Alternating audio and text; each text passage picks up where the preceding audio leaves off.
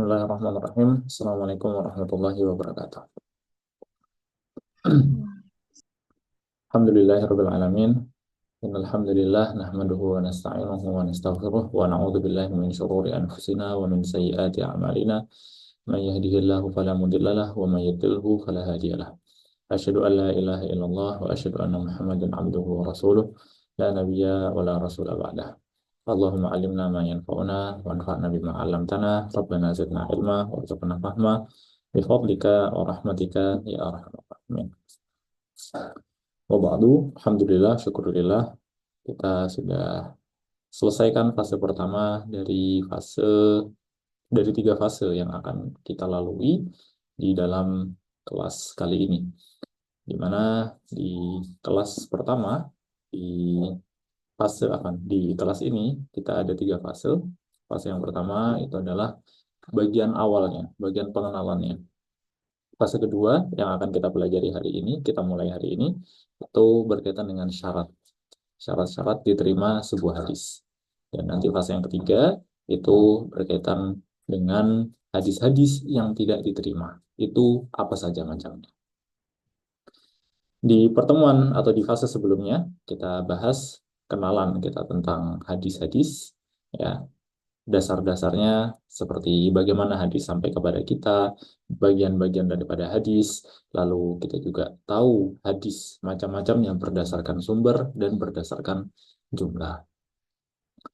Nah, di pertemuan atau di fase yang kedua ini, kita akan membahas dari sekian banyak hadis-hadis tadi, kalau kita sudah tahu hadis, apakah semua hadis itu diterima?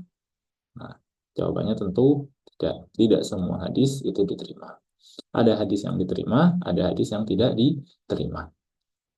Nah, kapan sebuah hadis diterima, kapan sebuah hadis tidak diterima? Tentu saja para ulama dalam hal ini telah membuat kaidah-kaidah yang telah mereka kaji dan mereka bangun. Bukan seenaknya, oh hadis ini saya nggak suka, dhaif. Oh hadis ini bagus nih, saya senang, sahih misalkan. Oh hadis ini dia dalil yang digunakan oleh pihak lain, oleh mazhab lain, saya nggak seneng, maka tinggalkan, didhaifkan. Nggak begitu. Mereka ada standar hadis mana saja yang dengan memenuhi standar tersebut, maka hadis tersebut menjadi hadis yang bisa diterima. Ketika hadisnya tidak memenuhi standar tersebut, maka hadisnya tidak akan diterima. Kemarin kita sempat bahas di akhir dari fase pertama, bahwasannya sebuah hadis itu kita bagi dia menjadi dua macam. Ada hadis yang mutawatir dan ada hadis yang ahad. Ya, ada yang mutawatir, ada yang ahad. Hadis yang mutawatir itu ketika jalurnya banyak. Dan ketika jalurnya banyak ini, yang banyaknya tersebut membuat kita merasa tidak mungkin segerombolan orang tersebut bersekongkol untuk melakukan kebohongan, maka ini tidak masuk ke dalam pembahasan ilmu hadis. Pembahasan ilmu hadis adalah di hadis ahad, yang mana di situ masih ada kemungkinan benar dan masih ada kemungkinan salah.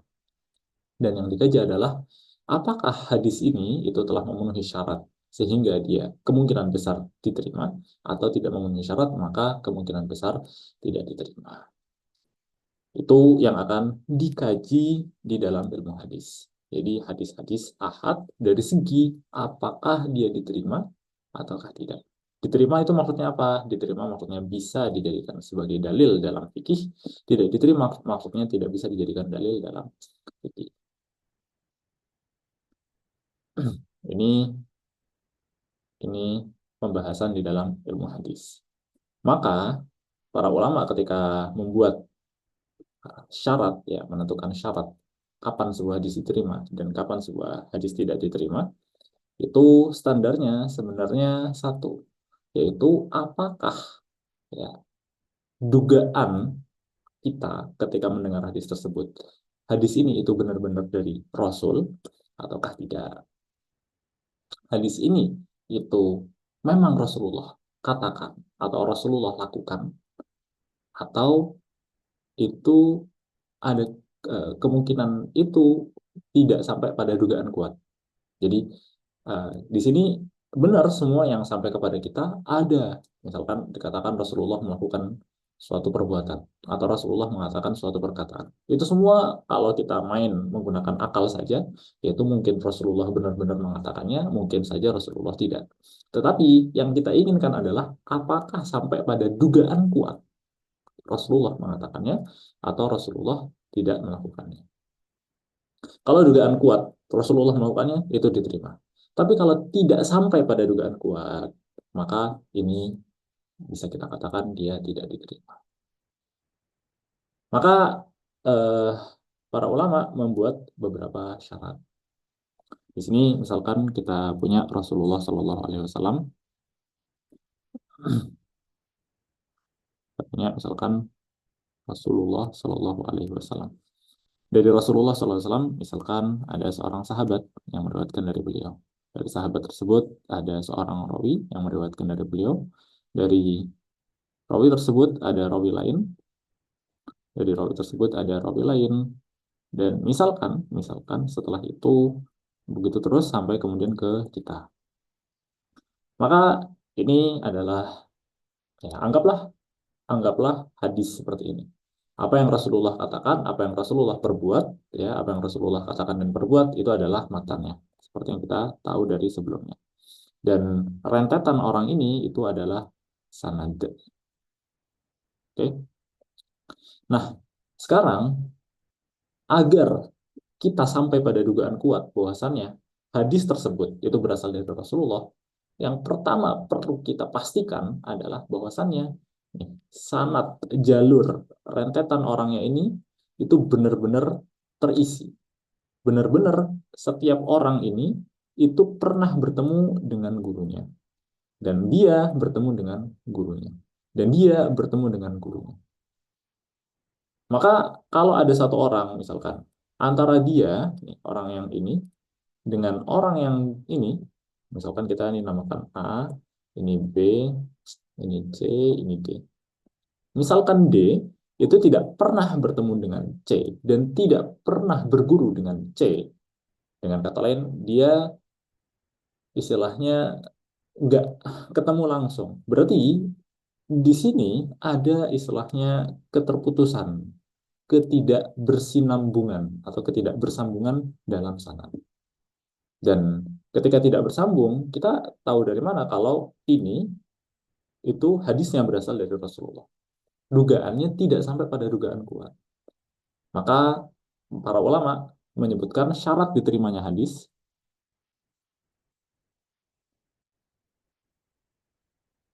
ada, yang pertama, ada banyak ya, kita akan bahas semua. Syarat diterimanya hadis yang pertama adalah bersambungnya sanad.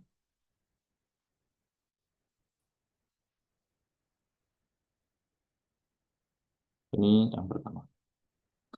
Kenapa? Karena jika ada satu rawi atau sanadnya tidak bersambung, dalam artian antara satu rawi, misalkan yang D, itu tidak pernah bertemu dengan C atau tidak pernah berguru dengan C, kita tahu dari mana bahwasanya ini itu hadis Rasulullah. Bisa aja misalkan D itu ternyata membuat-buat hadisnya gitu dengan ketidak pernah dia ketidak bersambungnya dia dengan C.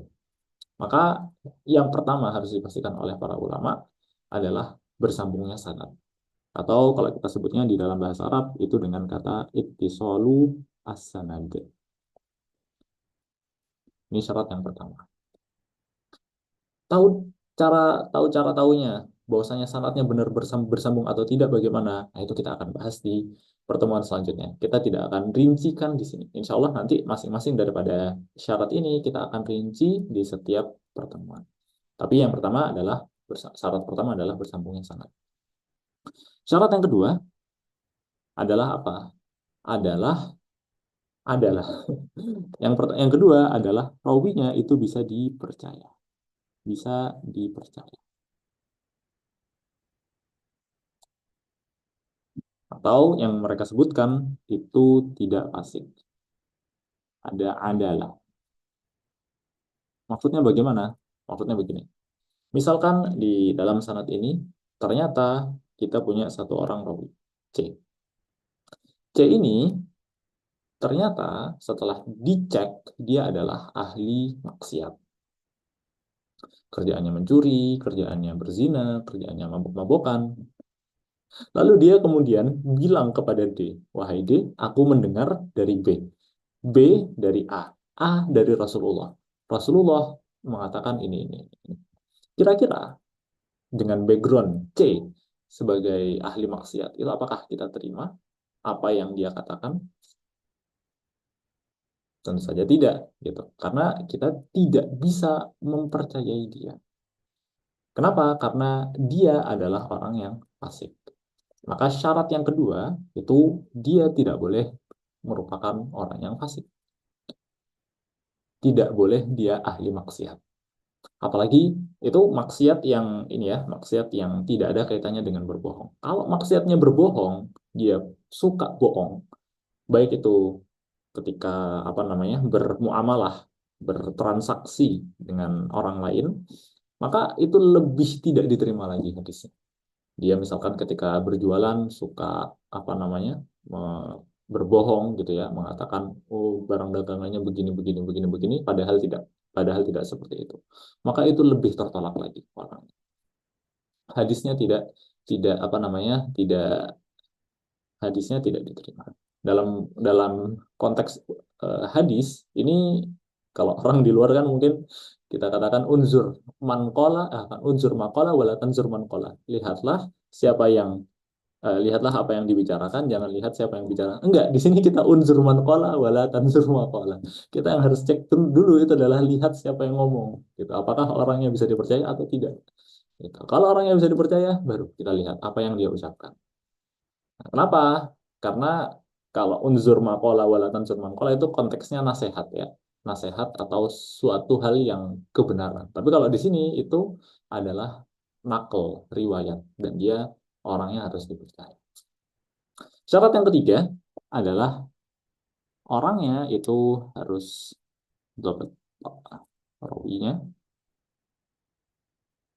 harus rawi yang dobit. Dobit ini maksudnya apa? Hafal. Atau nggak harus hafal, sebenarnya ingat dengan apa yang dia ucapkan. Maka semisal di sini kita punya B, B ini adalah seorang rawi, tetapi dia itu punya masalah dalam hafalan. Gitu. Punya masalah dalam hafalan itu bagaimana? Dia sering lupa. Ya kita manusia memang tempatnya lupa dan tempatnya salah dan lupa, tetapi dia sering lupa. Gitu. Ketika ditanya misalkan bagaimana apa ketika ditanya tentang hadis itu dia tidak ingat. Mungkin gini ya, apa mudahnya ketika misalkan seseorang itu ditanya tentang hari kemarin, dia tentu saja tidak akan mengingat secara detail. Oh, saya dari pagi begini begini begini begini. Meskipun beberapa orang ada yang bisa. Atau ketika ditanya pekan lalu gitu. Itu orang tidak akan mungkin tidak mengingat secara detail. Saya jam sekian ngapain, jam sekian, jam sekian, jam sekian, jam sekian ngapain. Mungkin tidak akan ingat detail. Tetapi ketika konteksnya itu adalah hadis, seseorang dituntut ya sebagaimana kita misalkan belajar, kita kan dituntut untuk mengingat pelajaran sebelumnya ketika kita masuk ke pelajaran baru. Begitu juga dengan hadis. Hadis ini dituntut seseorang ketika dia mendengarnya untuk mengingatnya sampai nanti dia menyampaikan kepada orang lain. Kalau ternyata dia melalaikan hal tersebut, dan melalaikannya tentu saja karena dia tidak memurojaah atau karena berbagai macam perkara, ini kita tidak terima hadisnya. Kenapa? Karena bisa saja karena dia tidak hafal mendatangkan suatu hal, mendatangkan hal baru, ya menyebutkan suatu perkara yang itu dari ingatan dia yang salah. Tentu saja akibatnya fatal. Seolah-olah dia berbohong kepada Rasulullah, meskipun dia tidak ada niat untuk berbohong atas Rasulullah Shallallahu Alaihi Wasallam. Maka syarat yang ketiga itu rawinya itu harus orang yang dobit. Dobit maksudnya adalah hafal. Kita akan perdetail masing-masing daripada syarat ini ya di pertemuan selanjutnya. Syarat yang keempat, nah, Tiga syarat ini sebenarnya sudah tamam. Pertama, kita harus sanadnya bersambung. Yang kedua, itu masing-masing rawinya dia bisa dipercaya dan dia punya hafalan yang kuat. Ini sebenarnya sudah sangat cukup. Tetapi para ulama itu memberikan syarat lebih detail lagi. Apa syaratnya? Sekarang begini. Sekarang, misalkan si A ini itu punya murid, yaitu B. Tapi dia juga punya murid lain. Misalkan, dia punya murid lain, sebutlah namanya X. X punya murid lain, namanya Y. Kok namanya Y? X punya murid lain, sebutlah namanya Y. Y punya murid lain, sebutlah namanya Z. Oke, di sini berarti hadis tersebut dan Z ini meriwayatkan kepada kita. Di sini kita berarti tahu kita punya guru D meriwayatkan dari C, dari B, dari A.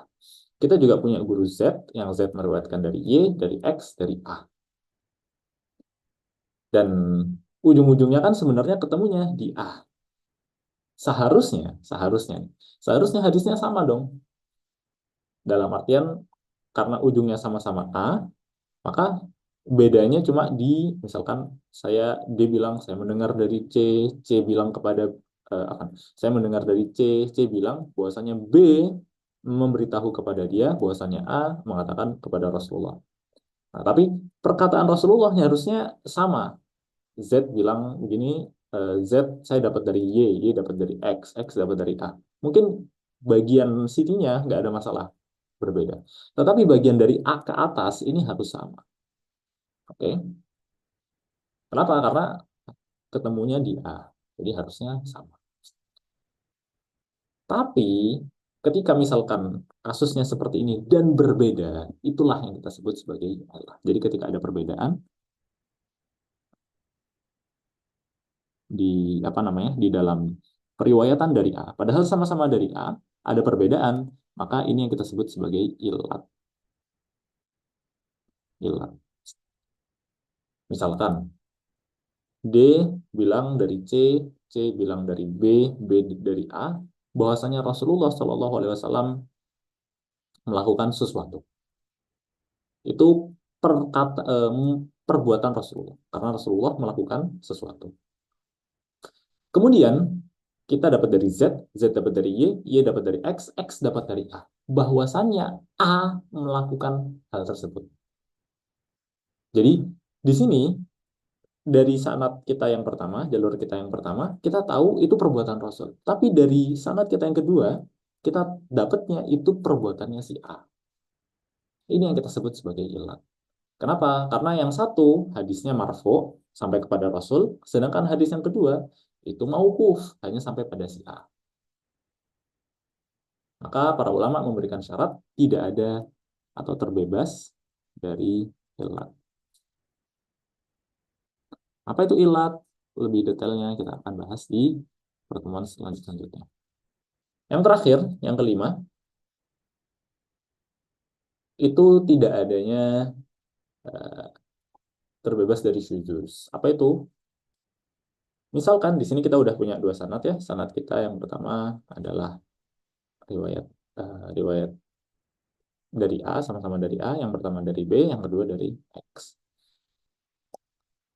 Misalkan kita dapat lagi ternyata B ini, atau misalkan A dulu deh. Ternyata A ini punya murid yang ketiga. Ya, murid yang ketiga ini entah namanya siapa lah.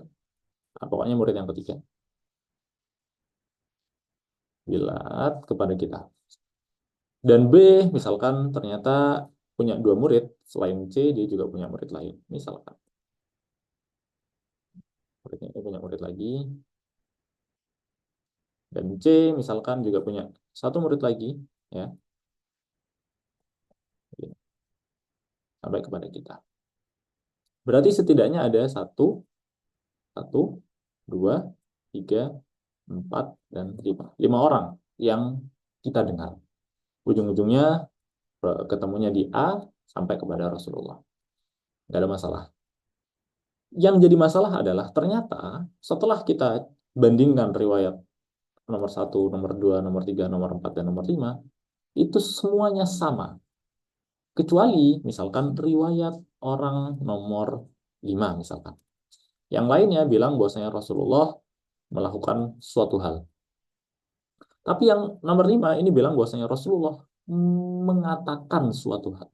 Jadi kalau yang 1, 2, 3, 4 itu perbuatan Rasul.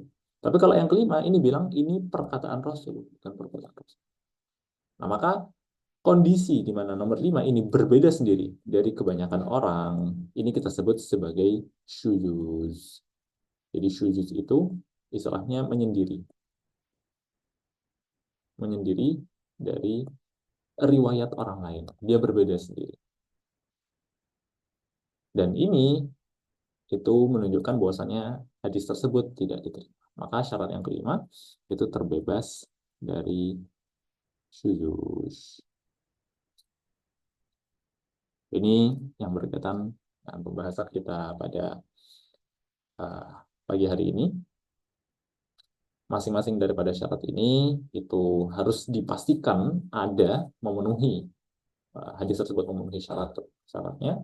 Kalau tidak, maka hadisnya tidak akan diterima. Adapun pendetailan terhadap setiap syarat, insya Allah akan kita bahas di pertemuan selanjutnya di fase ini adalah pertemuan pertama dari fase kedua. Kita cukupkan sampai di sini. Kita tutup dengan istighfar dan doa kafaratul majelis. Astagfirullahaladzim. Astagfirullahaladzim. Subhanakallahumma wa bihamdika asyhadu an la ilaha illa anta astaghfiruka wa atubu ilaik. Barakallahu fikum. Assalamualaikum warahmatullahi wabarakatuh.